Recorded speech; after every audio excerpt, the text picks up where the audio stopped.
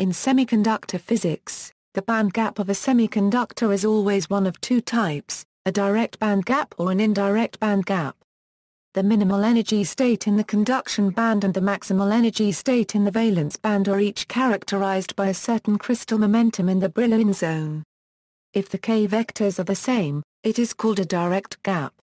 If they are different, it is called an indirect gap.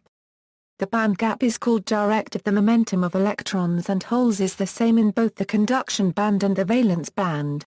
An electron can directly emit a photon.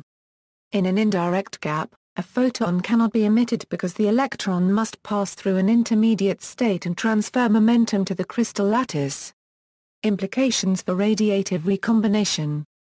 Interactions among electrons, holes, phonons, photons, and other particles are required to satisfy conservation of energy and crystal momentum. A photon with an energy near a semiconductor band gap has almost zero momentum. One important process is called radiative recombination, where an electron in the conduction band annihilates a hole in the valence band, releasing the excess energy as a photon. This is possible in a direct band gap semiconductor if the electron has a k vector near the conduction band minima, but not possible in an indirect band gap semiconductor, as photons cannot carry crystal momentum, and thus conservation of crystal momentum would be violated.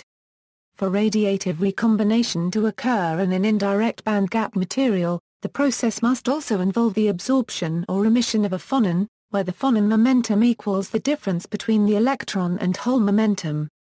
The involvement of the phonon makes this process much less likely to occur in a given span of time, which is why radiative recombination is far slower in indirect band gap materials than direct band gap ones.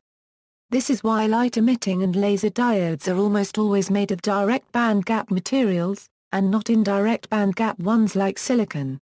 The fact that radiative recombination is slow in indirect band gap materials also means that, under most circumstances, radiative recombinations will be a small proportion of total recombinations, with most recombinations being non-radiative, taking place at point defects or at grain boundaries.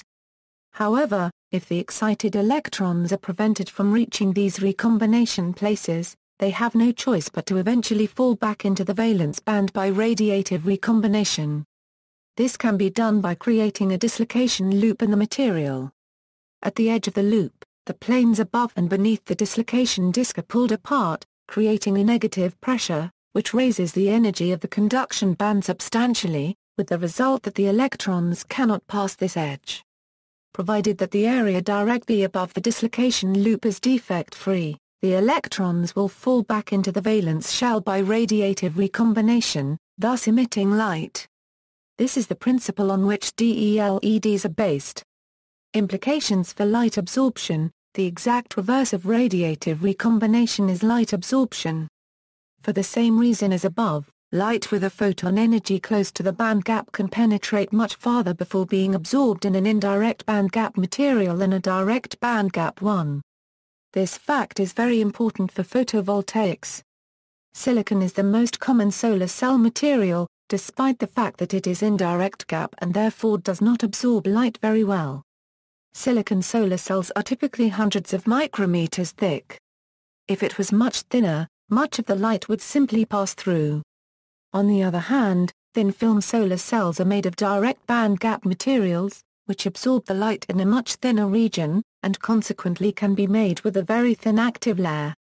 The absorption spectrum of an indirect band gap material usually depends more on temperature than that of a direct material, because at low temperatures there are fewer phonons, and therefore it is less likely that a photon and phonon can be simultaneously absorbed to create an indirect transition.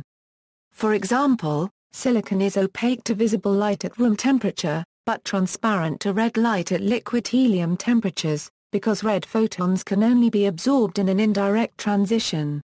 Formulae for absorption. A common and simple method for determining whether a band gap is direct or indirect uses absorption spectroscopy.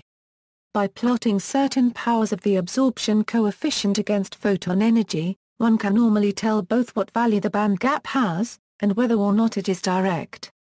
For a direct band gap, The absorption coefficient is related to light frequency according to the following formula, with, where, is the absorption coefficient, a function of light frequency, is light frequency, is Planck's constant, is reduced Planck's constant, is the band gap energy, is a certain frequency-independent constant, with formula above, where under the effective masses of the electron and hole, respectively, is the elementary charge, is the index of refraction, is the vacuum permittivity, is a matrix element, with units of length and typical value the same order of magnitude as the lattice constant. This formula is valid only for light with photon energy larger, but not too much larger, than the band gap, and ignores all other sources of absorption other than the band-to-band absorption in question, as well as the electrical attraction between the newly created electron and hole. It is also invalid in the case that the direct transition is forbidden, or in the case that many of the valence band states are empty or conduction band states are full. On the other hand, for an indirect band gap, the formula is where is the energy of the phonon that assists in the transition, is Boltzmann's constant, is the thermodynamic temperature. This formula involves the same approximations mentioned above.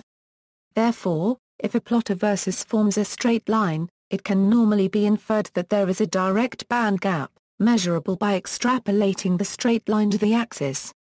On the other hand, if a plotter versus forms a straight line, it can normally be inferred that there is an indirect band gap, measurable by extrapolating the straight line to the axis. Other aspects: in some materials with an indirect gap, the value of the gap is negative.